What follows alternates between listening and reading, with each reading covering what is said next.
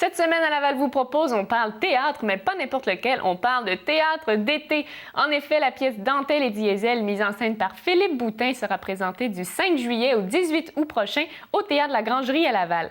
Peut-être êtes-vous en train de planifier vos vacances d'été. Eh bien, cette pièce sera vous charmer puisqu'elle aborde certainement les vacances d'été, mais des vacances qui ne se passent pas toujours comme prévu. Aujourd'hui, j'ai le privilège de m'entretenir avec deux comédiens de la pièce, Maxime Beauregard-Martin et puis Élisabeth Marcoux-Bélair.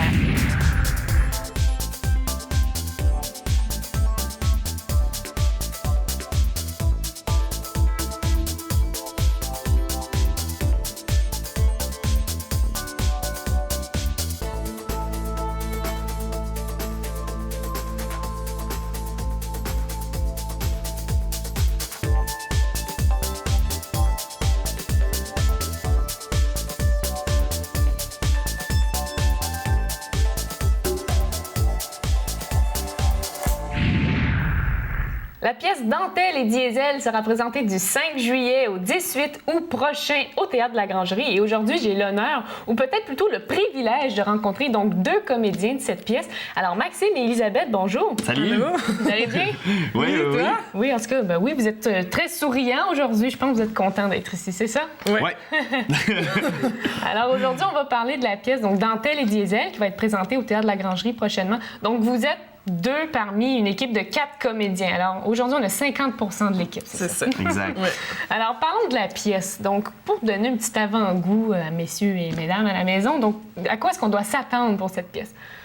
Mais en fait, on va faire un petit résumé d'abord. Oui, un petit synopsis, comme on appelle. Mais nous, on joue un couple OK. formé. Julie et Benoît. Exact. C'est un Julie qui est enceinte de 7 mois. Et Benoît, lui, qui est... mais c'est comme un peu un grand enfant, là. Mais c'est un avocat, quand même. Il est très sérieux, très... Ouais, jeune couple Pragmatique. de professionnels. Ouais, puis, comme ils sont très occupés au quotidien, ils décident d'aller passer leurs vacances dans un chalet. Un chalet. Pour 2 semaines. Et puis... inévitablement, le père de Julie, qui est amoureux fou de sa fille, il l'adore, il vient interrompre les vacances au début, en fait, La première journée. La première journée. il arrive, surprise. Dès leur arrivée, en fait. C'est ça. Et puis, quelques jours plus tard, Julie, elle doit partir en voyage d'affaires à Toronto, d'urgence, parce qu'elle se fait contacter par sa patronne. Alors, Benoît se ramasse tout seul au chalet pour les vacances que lui avait organisées. Parce que le père de Julie accompagne Julie à Toronto. Ouais. Il se ramasse tout seul. Et là, son ex-blonde arrive. Apparaît. Et là, il s'ensuit toutes sortes d'événements cocasses, de quiproquos. De péripéties, comme on peut dire. Exactement. Mais là, on peut pas trop en révéler. Non, mais c'est sûr, on va attendre. Mais Benoît essaie de s'en sortir. disons. Ouais, c'est ça. Il patauge pas mal tout le reste du spectacle. Alors, est-ce que je vous appelle Benoît et Julie ou je garde vos prénoms respectifs là aujourd'hui? Ah ben ça, c'est ton choix. Ouais, on répond aux deux, nous autres. Parfait. Alors, donc, c'est une comédie. Hein. Je vous vois, vous êtes tous animés, vous parlez de la pièce. Comment est-ce que vous êtes préparés là, pour jouer une comédie comme ça? Parce qu'on croit que c'est facile, mais pourtant, c'est l'une des pièces difficiles à interpréter. Mais ce qui est difficile, en fait, c'est de... Il faut, nous, être sérieux quand on joue de la comédie. Ouais. C'est ça qui est... Faut se prendre au sérieux en jouant pour que ça devienne drôle, en fait. Oui, c'est ça. Ce qui est drôle, c'est de s'imaginer que les personnages vivent vraiment la situation, alors que des fois, ça n'a pas de bon sens. On pousse vraiment à l'extrême le comique, par exemple... Benoît, au début, quand il arrive au chalet, il en a peur. Puis il est certain que c'est super dangereux, mais faut jouer ça vraiment façon réaliste pour que... Parce qu'il se ramasse dans un chalet, tu sais, où est-ce qu'il n'y a rien autour, puis le prochain chalet est à quelques kilomètres de là. Ça fait peur. Oui, c'est ça, puis il y a un orage, fait que là, lui, il a peur à mort. Ouais, c'est ça. Mais il faut vraiment jouer la peur pour que ça devienne complètement ridicule qu'un homme de cet âge-là ait peur d'un orage, tu sais. Parce que c'est facile de tomber dans l'absurde, hein, comme on peut dire, puis aussi exagérer un peu trop, qui fait en sorte que c'est pas réel. Mm-hmm. Ouais, c'est ça. Ouais, il faut rester dans le réalisme en même temps, mais jouer gros aussi. Puis c'est toute une mécanique aussi, la comédie, là, fait qu'essayer de garder quelque chose de précis en même temps, mais de s'amuser aussi. C'est vrai. Vous me parliez tout à l'heure, vous avez, je présume, beaucoup de plaisir quand vous faites des répétitions. Un petit événement cocasse là, qui vous serait arrivé comme ça pendant les pratiques? Mais je pense qu'on a un problème, là. Je dis nous 4, les 2 autres comédiens aussi. C'est qu'on a changé beaucoup de locaux de répétition pour la pièce. Là, on en a fait 3 ou 4. Mais à chaque fois... Il faut pas dire ça. on brise quelque chose. Mais il faut dire que dans la pièce, on brise des choses, mais tu sais, c'est des mécanismes là, qui sont faits, que la scénographe fait. Sauf que là, quand on est en local de répète, ben on n'a pas ces mécanismes-là. Fait qu'on brise des choses, mais on le brise pour vrai. Quel genre de choses que vous brisez? Des chaises, des tables, des sofas. On a décroché un rideau. On s'assoit sur des bouts de plastique qui apparaissent un peu partout dans le décor. Fait que c'est ça, on est un peu maladroit. En tout cas, moi, ça fonctionne vraiment avec mon personnage qui est un peu... Très maladroit. Très maladroit, mais toi, t'as pas d'excuse, par exemple. Non, moi, j'ai pas d'excuse. Ouais. Alors, c'est plus son côté naturel. Là, on voit que c'est une fille gaffeuse, hein? Non? Oui, un petit peu. Ouais, fait que ça arrive beaucoup, puis ça nous fait beaucoup rire. Ouais. Mais on se fait beaucoup rire, je pense. On se fait un peu trop rire, en fait. Ben, est-ce que c'est la première fois que toute l'équipe, vous travaillez ensemble comme ça? Mais moi, j'avais joué au Théâtre de la Grangerie les 2 derniers étés. Dans L'Intrus en 2011 et Faux Départ en 2012. Et en 2012, j'étais avec Jean-Léon. Puis les filles, en fait, les 2 filles, Elisabeth et Alice, on a étudié ensemble au secondaire. Vraiment? Ouais, les 3 ensemble. Mais Maxime est un peu plus vieux. Un peu plus vieux. C'est ça. Puis là... c'est ça, mais Alice puis moi, on est à l'École nationale ensemble, l'école de théâtre. Fait qu'on joue très souvent ensemble, en fait. Fait que ça, on est pas mal habitués. Maxime, on a joué quelques fois ensemble avant. Ouais. Fait que c'est ça, c'est le fun de se retrouver aussi. Ouais, c'est le fun de se retrouver, puis d'avoir un comédien qui est plus expérimenté avec nous aussi, parce qu'on apprend beaucoup de ça. Jean-Léon, ouais. Et puis, quel genre de conseils est-ce qu'il vous donne, par exemple, Jean-Léon? Quel genre de conseils il nous donne? Moi, j'apprends... En fait, il nous donne... C'est pas tant des conseils qu'il nous donne. Moi, j'apprends beaucoup de ses techniques de travail, comment il arrive tellement préparé, toujours prêt au travail, tellement souriant, ouvert à tout. C'est inspirant. Oui, c'est ça. Il est encore passionné par son métier, puis c'est ça qui est le fun de voir pour nous, c'est de...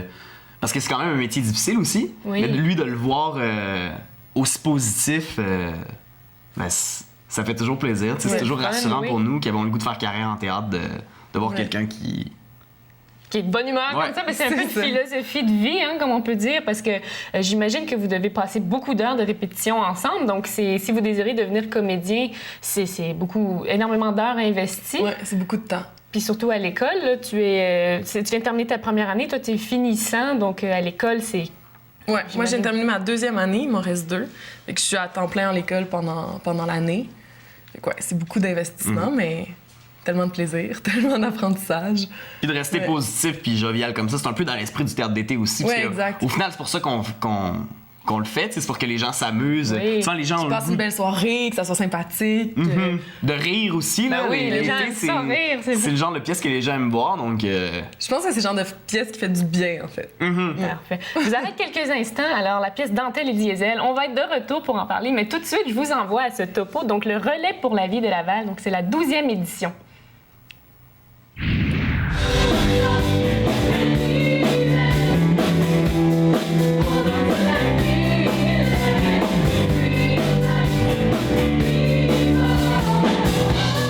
Bonsoir, mon nom est René Pinat, président du comité organisateur de la 12e édition du Relais pour la vie de Laval.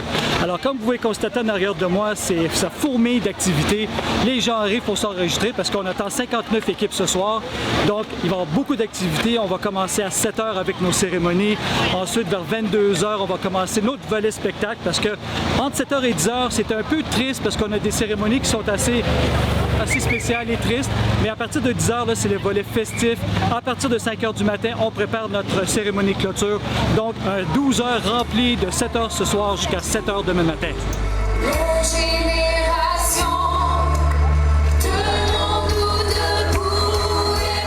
Alors, le concept du Relais pour la vie, c'est pas tellement compliqué. C'est qu'on forme des équipes entre 8 et 12 personnes.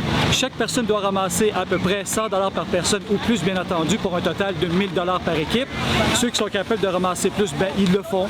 Et puis, c'est ce qu'à la fin de la journée ou demain matin, quand on va recevoir le montant total, on espère cette année qu'on va atteindre le chiffre de 242 000 $. Et fait assez le fun, c'est que cette année, nous dépassons le cap des 2 millions de $ ramassés en cette 12e édition du Relais pour la vie de Laval.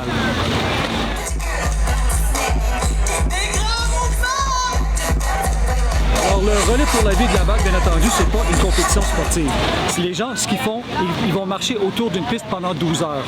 Officiellement, les gens vont arriver à partir de 7 heures. Ben, c'est pas vrai. C'est qu'en principe, les gens se présentent à partir de 5h30 pour enregistrer leur équipe. Ils ont un terrain qui leur est attitré et puis les gens vont rester là durant toute la nuit et les gens vont se relayer pendant toute la nuit. Donc, je disais tout à l'heure que c'est pas une compétition sportive.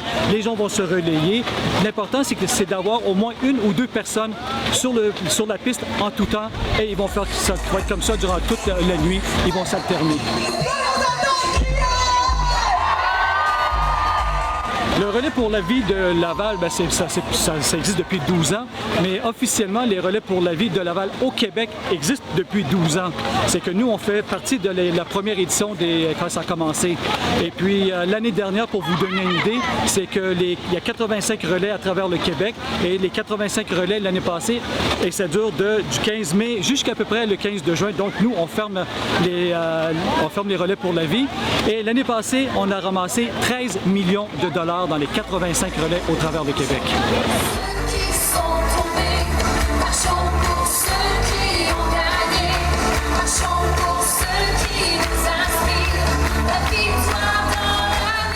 Alors, l'argent qui est ramassé, disons, dans les 13 millions, c'est sûr que je ne peux pas vous donner les détails exactement, la pointe de tarte, comment elle est distribuée.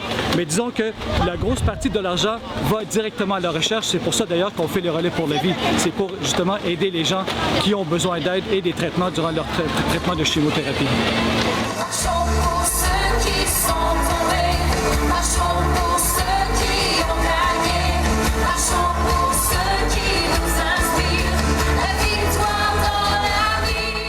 Je déclare maintenant ouvert la 12e édition du Relais pour la vie de Laval.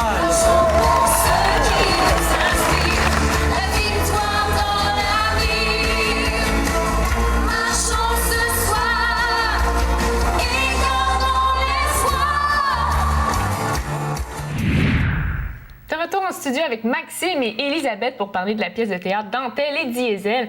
Alors, on a abordé tout à l'heure un petit peu plus les détails côté cocasse de la pièce, vos rôles. Mais il y en a d'autres, il doit y en avoir d'autres. Sauf que la pièce a été interprétée, je pense que c'est l'année dernière, puis avec un grand brio, ça avait été fait d'une belle façon. Je me demandais, est-ce que la barre est un petit peu haute pour vous cette année? C'est sûr que oui. Ouais, c'est sûr que oui, mais je pense qu'on a essayé de se renouveler là-dedans, de le faire à notre façon, d'interpréter les personnages comme nous, on les voyait à la première lecture, puis d'essayer de voir ce qu'on pouvait faire nous-mêmes avec ça. Là. Moi, en fait, c'est ça, d'autant plus qu'il y a un de mes profs à moi au conservatoire qui a joué dans cette pièce, qui faisait mon personnage, alors... Ça avait un petit peu plus de pression. Oui, mais je sais pas s'il va pouvoir venir voir la pièce, mais j'y ai pensé un petit peu au début, j'ai fait... Patrick a déjà joué mon rôle, mais... là, pour l'été, pour l'instant, ça va être moi qui va le faire, fait qu'on va le faire à notre façon, puis je pense que ça va être ça la meilleure... meilleure façon de le faire. Ben oui, c'est tout le temps ça, en fait. C'est ça, c'est qu'on a chacun notre façon d'interpréter d'aborder un personnage, une pièce. Ouais. Et puis, dans toute l'élaboration d'une pièce, quelle serait votre étape favorite? Là? C'est-à-dire, peut-être au début, jusqu'à la première lecture des textes, moi, à la fin? Non, c'est pas le début, jamais. J'aime pas ça.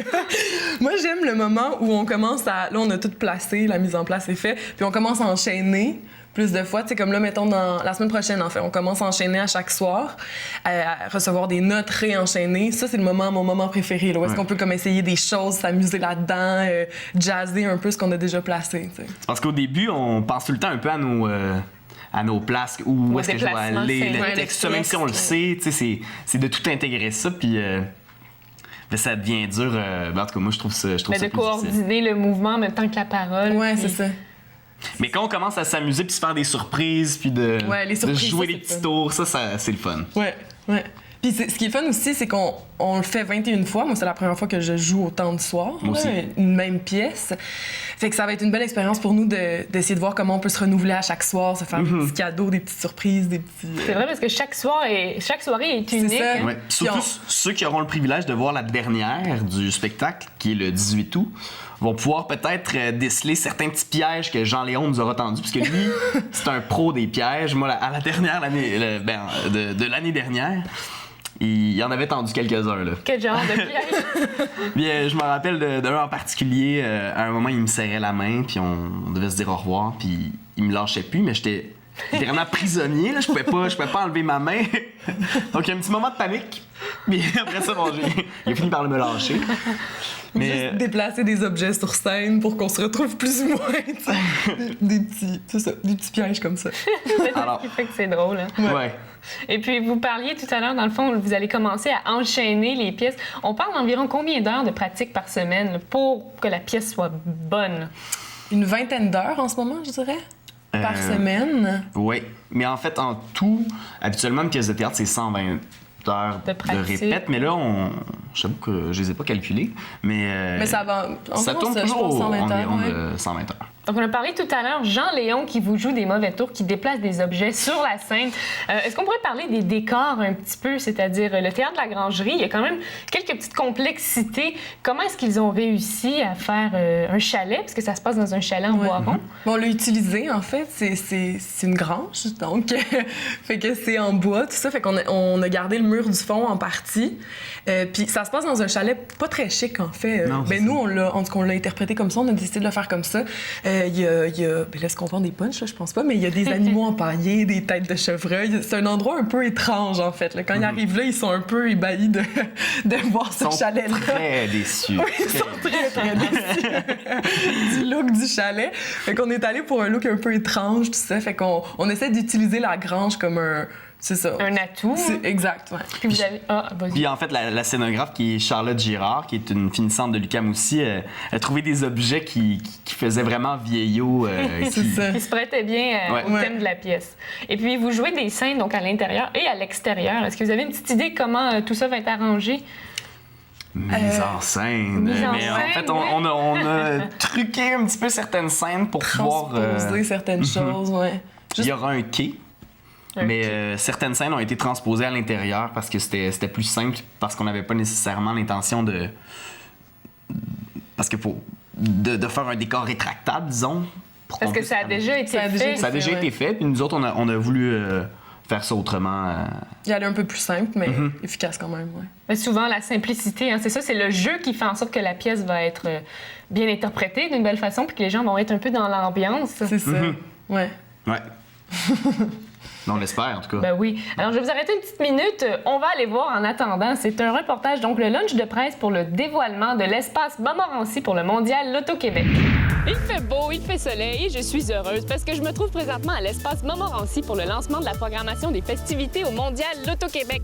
Un peu plus tard, on aura l'occasion de parler avec Marc Hervieux et puis Éric du groupe Caïn, donc les deux qui vont faire le spectacle le 23 au soir à 20h pour la Saint-Jean-Baptiste.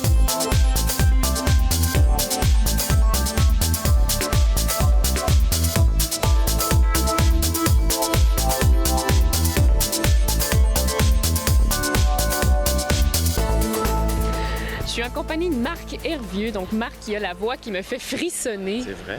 Oui. My Comment God. allez-vous? C'est une information privilégiée, ça. Je sais maintenant que je la fais frissonner. Non, mais c'est-à-dire que vous avez tellement une belle voix. L'opéra, c'est... moi, personnellement, ça me touche beaucoup, ça vient me chercher. Mais je me demandais, qu'est-ce que ça vous fait là, de jouer comme ça à Laval? Parce que vous êtes quand même très en demande en Espagne, à l'international, donc jouer à Laval. Ben moi, j'ai choisi il y a quelques années de rester beaucoup ici, de chanter plus ici, parce que justement, pendant longtemps, je l'ai fait à l'extérieur. Puis j'avais le goût de moins voyager. C'est une petite raison familiale, tu sais, les enfants, puis la famille, tout ça. Mais en même temps, tu sais, c'est pas par dépit, c'est le plaisir d'être ici. T'sais, souvent, si on me demande dans une entrevue, et je sais que beaucoup de chanteurs vont dire la même affaire, quand on nous dit « c'est où l'endroit où vous aimez le plus chanter, où ça vous énerve le plus? » C'est chez nous. Tu sais, c'est pas ailleurs. Ailleurs, ben, il y a évidemment la beauté, l'histoire de certains théâtres puis certains endroits où on chante, mais il n'y a pas l'excitation d'être à la maison. Tu sais, quand tu es à la maison, tu sais que c'est ton monde qui est là, donc tu veux qu'il t'aime, tu veux qu'il apprécie ce que tu fais, tu veux qu'il y en ait le plus possible, en tout cas, parce qu'on sait que c'est pas possible que tout le monde embarque dans ton affaire. En tout cas, tout ça pour dire que c'est un grand plaisir. C'est déjà ma deuxième fois au Mondial Choral. J'étais venu il y a, je sais plus combien d'années, quelques quelques années, 4 ans à peu près. Et puis là, je suis très content d'être de retour dans un spectacle que j'ai bâti en février, avant février, mais qu'on a enregistré sur disque en février dernier et qui demande 80 musiciens. Alors, ça me prend quand même, évidemment, une grande scène, une foule extraordinaire. Et puis l'orchestre symphonique de Laval, que je connais bien, que j'aime beaucoup, avec qui j'ai chanté souvent. Donc là, ça va être extraordinaire de se rencontrer puis de faire des grandes chansons francophones, autant françaises que québécoises. En plus, la veille de la Saint-Jean-Baptiste. Donc, il y a un petit côté patriotique qui ressortira en nous. Bien, j'ai bien hâte d'aller voir ça. On va vous attendre. On va vous garder une place. Excellent. On gardera une petite place à côté de vous, là. Merci beaucoup, Matt. Merci, bonne journée. Merci. Alors, je suis présentement en compagnie d'Éric, un membre du groupe de Caïn. Éric, ça va bien? Ça va super bien, écoute, de se faire annoncer avec un beau temps de même, qu'on vient faire le 23 juin sur une énorme scène comme ça. Ça peut pas aller mieux, là. Une belle été qui s'en vient, puis voilà le beau temps enfin. Enfin, oui, le beau temps, on l'a très attendu. Et puis, vous êtes, c'est la première fois que vous faites une participation ici à la scène L'Auto-Québec? Oui, on était absolument dû, puis en fait, de venir à Laval, leur faire un petit tour, de traverser, puis venir voir ce beau monde-là. Moi, j'ai habité ici 3 ans, à Chamédé, puis ça fait du bien de revenir avec mon band, avec Caïn, puis venir faire la fête un 23 juin. C'est vrai, ça fait du bien de revenir dans nos racines. Hein? C'est peut-être pas vos racines, mais à Laval. Donc, vous allez faire le spectacle du 23 juin au soir. C'est un spectacle à Saint-Jean. Là. Puisque vous êtes un groupe quand même assez important au Québec, qu'est-ce que ça vous fait de jouer comme ça le 23 au soir? Ben écoute, pour nous autres, c'est le 23 à chaque soir, à peu près, le 23 juin. Mais là, c'est une coche de plus. Caïn est connu comme un band festif qui amène le party.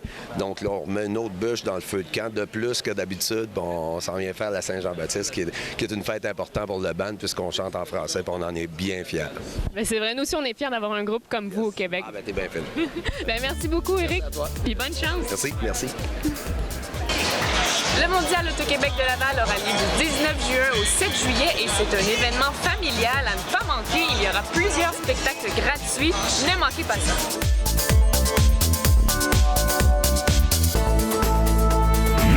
De retour en studio avec Maxime et Elisabeth, 2 comédiens de la pièce Dentelle et Diesel. Alors maintenant, je voulais savoir, est-ce que vous avez un petit rituel d'avant? Moi, j'appelle ça un rituel d'avant-match, mais d'avant-pièce. Là. Comment est-ce que vous vous préparez à ça? Moi, je joue au ballon. Pour vrai? Ça a l'air niaiseux, dis-moi. Mais c'est un espèce de réchauffement de corps, de concentration, juste pour être comme plus focus, puis essayer d'être prête à jouer. Là. Ballon avec un ballon de basket? Un petit ballon comme ça. Ouais, c'est ça. Mais moi, j'en ai pas vraiment. Je me réchauffe la bouche, le corps. Là, la voix, mais j'aime ça être avec les autres, avec mes partenaires de jeu, qu'on passe du temps ensemble, on parle, tu sais, ça me calme. Ça vous dégourdit. Puis en même temps, ça me calme, mais pas trop, tu sais, ça me garde quand même vif, là. Est-ce que vous avez le trac? Ça vous arrive? Hein? Oh oui. Oui. Ouais. Mais ça se gère bien quand même. Mais là, le soir de la première, ça risque d'être plus... Plus trac. Plus trac. Plus trash comme trac. Ouais, c'est ça. Et puis, qu'est-ce qui vous a poussé à devenir comédien comme ça? Mais c'est drôle parce que Philippe Boutin, c'est lui qui nous enseignait au secondaire à l'époque. Philippe Boutin qui est le metteur en scène de Dentelle et Diesel. Oui.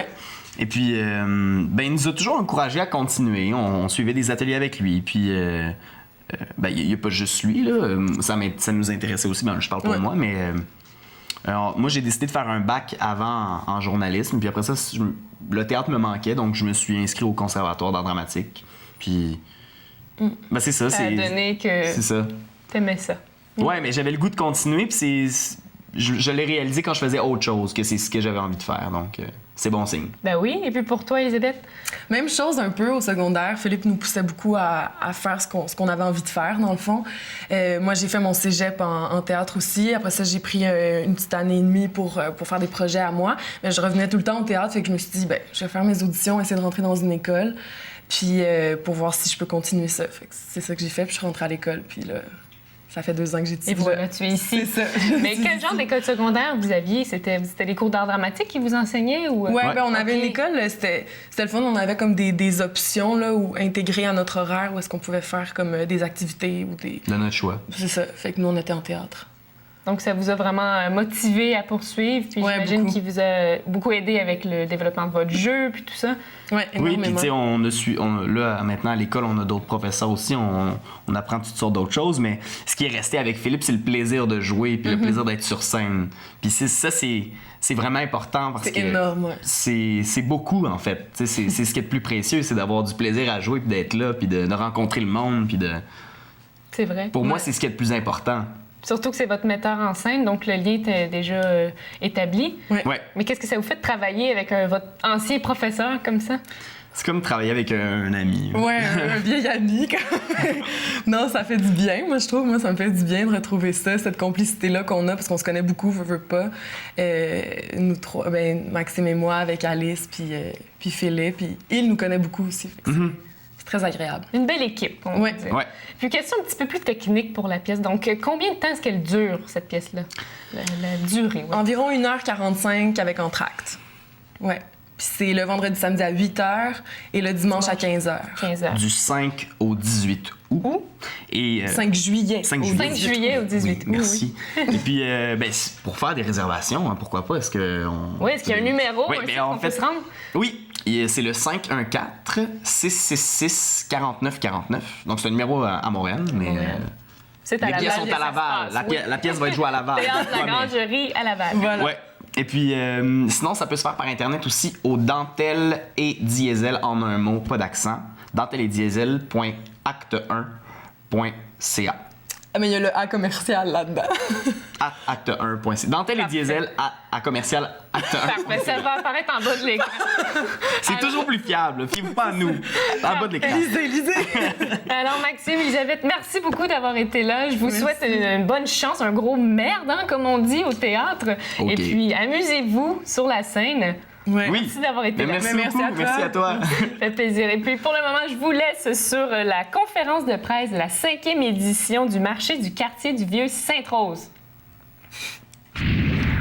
Bonjour, moi je m'appelle Normand Cusson. Et je m'occupe du marché de quartier du Vieux-Sainte-Rose. C'est la 5e édition cette année. Puis cette année, ce qu'il y a de nouveau, c'est qu'on a un nouveau concept. On a décidé de grossir le marché de quartier. On touche à la santé, information, en plus de ce qu'on a habituellement là, à l'agroalimentaire. On va avoir des goûters, on va avoir des chanteurs, on va avoir un café de terrasse, on va avoir toutes sortes de nouvelles choses. Fait que c'est ça, comme vous voyez, je suis en train de préparer le repas pour mes convives qui vont être ici cet été, les exposants qui vont être ici cet été. Fait que c'est ça, ce qui est important cette année, c'est que c'est un nouveau concept de marché de quartier. On va espérer qu'il y a beaucoup de monde qui viennent nous voir cette année, puis on va avoir des bonnes choses à manger. C'est merveilleux parce qu'il n'y a pas de marché d'alimentation tout près dans le Vieux-Sainte-Rose. C'est familial, c'est tout le monde. Vous venez faire votre petite épicerie le samedi matin de vos légumes. Moi, j'invite tous les gens de Sainte-Rose, tous les gens du coin, Vimont, Fabreville, Sainte-Rose. On vous invite tous les samedis matins, c'est à partir de 8h30 jusqu'à 13h. Ça commence le 29 juin et ça se termine le 7 septembre. C'est ce qui met fin à cette émission de la semaine. Vous avez des commentaires, des suggestions à nous faire parvenir, eh bien, n'hésitez pas à le faire par téléphone au 450-973-8005 ou par courriel à info@tvrl.ca.